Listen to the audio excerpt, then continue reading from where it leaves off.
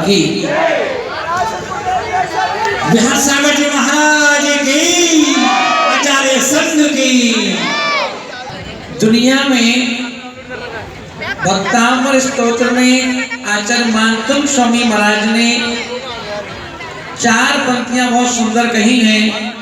काव्य के माध्यम से स्त्रीणाम सतानि सरसो जनयन्ति पुत्रान् नान्या सुतम तदुभवं जननी प्रसूतः।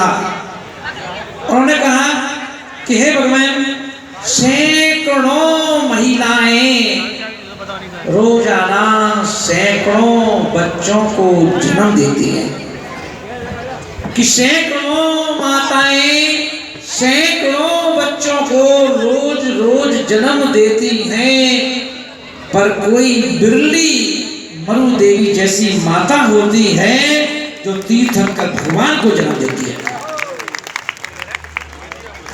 दुनिया में कितनी माताएं गर्भ को धारण करती हैं, पर उसके गर्भ धारण करने से मोहल्ले वालों को भी कोई मतलब नहीं है।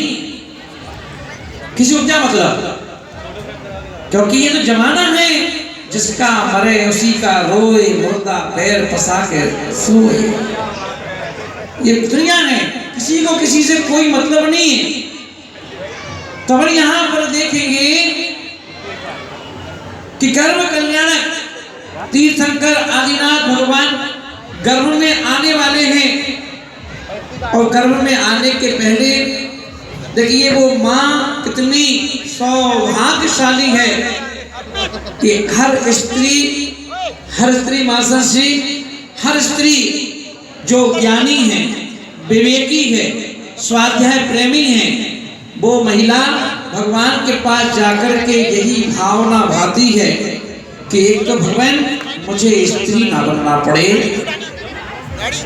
अगर स्त्री बनना भी पड़े तो मेरी कोख से ऐसा बेटा पैदा हो जो तीर्थंकर बने। मैं अपने बच्चे को जन्म दूं, वो बच्चा तीर्थंकर तो नहीं बन सकता तो कोई मुनि राज बने। ये भावना रखती है ज्ञानी माता। और हम देखेंगे एक संसारी माता है तो वो तो यही सोचती है कि हमारा बेटा IAS बने, IPS बने, डॉक्टर बने, इंजीनियर बने, ये सोचती है। पर यहाँ संसार की यात्रा चलती है। और एक बिरली माता जिनसेन स्वामी महाराज जैसी माँ की, बेटे की माँ, जिसने जब गर्भ में बेटा था तो ये भावना भाई कि बेटा होगा मुनि बनेगा, तो कपड़े नहीं पहनाएंगे। जिसको मुनि बनना है उसे क्या कपड़े पहनाना, इसको 8 साल तक बिना कपड़े के रखेंगे और 8 साल के बाद मुनि दीक्षा दिला करके इसका कल्याण करवाएंगे। ऐसी बात जिनसे स्वामी महाराज की मां तो महानुभाव आज ऐसा गर्भ कल्याणक है जहां पर गर्भ तो सभी माताएं धारण करती हैं, पर तीर्थंकर की मां बनने का श्रेय मरु देवी जैसी मां को मिलता है। वह मां, आज मैं देख रहा था सुबह जब झंडारोहण हो रहा था तो झंडारोहण होते समय मैं ये देख रहा था कितना कम से कम 25-30 फुट ऊंचा पवन जी होगा, 34 फुट की ऊंचाई अपने पंच कल्याणक के ध्वजा की थी। और जब अभी पार्श्वनाथ निर्माण महोत्सव पर गोपाचल पर्वत पर जो ऊंचा झंडा है, 108 फुट ऊंचा झंडा है, वो भी चढ़वाया। मैंने अपनी आंखों से देखा।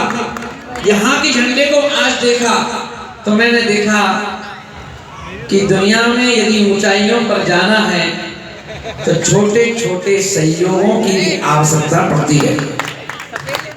छोटे छोटे सहयोग, और एक कहावत है बूंद बूंद से समंदर भर जाता है। तो ये देख रहा था भैया जी कि वो झंडा कपड़े का इतनी 34 फुट की ऊंचाई पर यदि पहुंचा तो अपने आप नहीं पहुंचा, उसे ऊपर पहुंचाने के लिए एक छोटी सी डोरी निमित्त थी। और वो डोरी ना होती तो कैसे वो झंडा ऊपर पहुंचता। तो झंडे को ऊपर पहुंचाने के लिए एक डोरी का सहयोग था और डोरी के निमित्त से वो झंडा 34 फुट ऊंचाई पर पहुंच गया। तो मैं मन में सोच रहा था, हे विहार सागर, जब एक कपड़े का झंडा डोरी के सहयोग से 34 फुट ऊपर पहुंच सकता है, तो गुरु के निमित्त से गुरु की डोर यदि हम थाम लें तो हम 5000 धनुष ऊपर जा सकते हैं, जब केवल ज्ञान होता है। और गुरु के ही निमित्त से 5000 धनुष क्या, हम लोग के अग्रभाग में जाकर के सिद्ध बन सकते हैं। इसलिए एक निमित्त चाहिए। इसलिए कहा जाता है कि जिसके जीवन में गुरु नहीं उसका जीवन शुरू नहीं।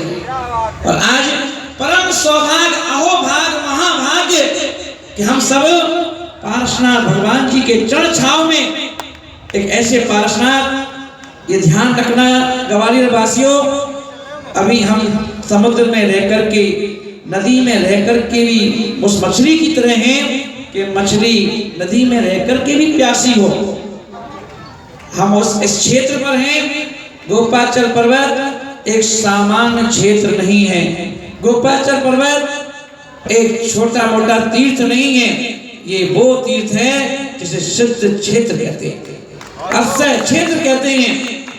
अभी आपने वहां का चमत्कार देखा हो या ना देखा हो, अगर कोई व्यक्ति दुनिया में परेशान है, हैरान है, बीमार है, दुखी है, किसी समस्या से जूझ रहा है, तुम्हें किसी तांत्रिक के पास जाने की आवश्यकता नहीं, तुम्हें किसी दरबार में जाने की आवश्यकता नहीं है, तुम्हें किसी ज्योतिषी पंडित के पास जाकर के हाथ दिखाने की आवश्यकता नहीं है, तुम्हें कोई भी रत्न खरीद कर अंगूठी में पहनने की आवश्यकता नहीं है। यदि आपकी आस्था, आपकी श्रद्धा गोपालचल पारसनाथ भगवान से जुड़ी हुई है तो आप वहां पर श्रद्धा से, आप वहां पर 31 दिन तक, अगर बहुत बड़ी समस्या से जूझ रहे हैं, 31 दिन तक वहां पर अभिषेक करके देख लो।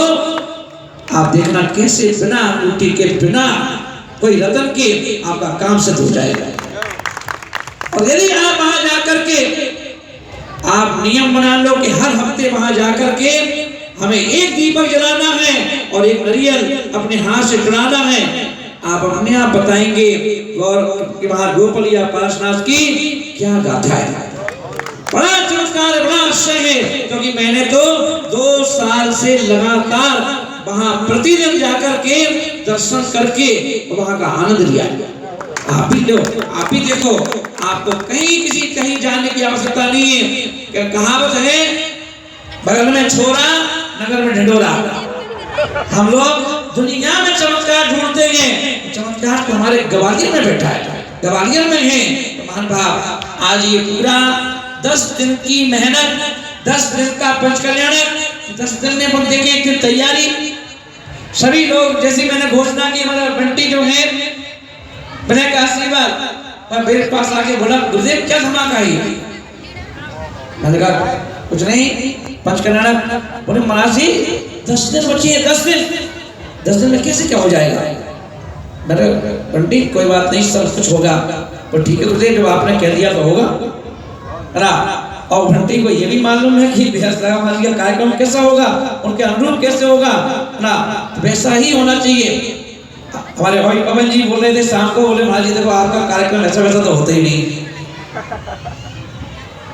आप पूरी जान लगा देते हो, पूरी मेहनत लगा देते हो ना, और आप चाहो तो 10 दिन भी बहुत हैं, आप तो 2-4 दिन में भी कर सकते हो। क्योंकि क्यों कर सकते हो? क्योंकि मेरे पास टीम है, काका जैसे पितामा, बरैया जैसे पितामा, और एक पवन जैसे, पवन का नाम ही हवा, तेज हवा ना, हवा का झोंका कितनी तेजी से आती है ना, ऐसे पवन जी, बंटी जी, गार्ड साहब। मैंने पहली बार को देखा चेक पंप में, मैंने कहा जिम्मेदारी लेना है, बिल्कुल पूरी तरह से डट करके ना।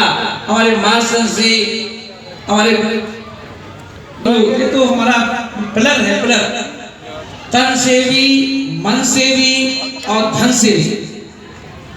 कल ऐसे 3-4 दिन पहले बात चल रही थी, बोले महाराज आप कहोगे तो बोरा भर के रख दूंगा पैसे का, यहाँ पर आपको कमी नहीं आना चाहिए।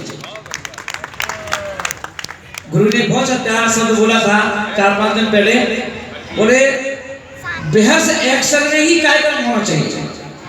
और कहने वाला था कि जैसे बेहस का कार्यक्रम होता है कोई कमी उसमें नहीं आना चाहिए। गुरुदेव आपका प्रोग्राम है, हल्का नहीं होना चाहिए, फीका नहीं होना चाहिए, चाहे कुछ भी करना पड़े। मेरा तो खून पड़ गया, 1 किलो खून पड़े तुरंत हमने सुनते ही मैंने कहा बस गुरुजी अब अपना कार्यक्रम बहुत अच्छा होगा। और महान भाव ऐसी टीम हमारे पास है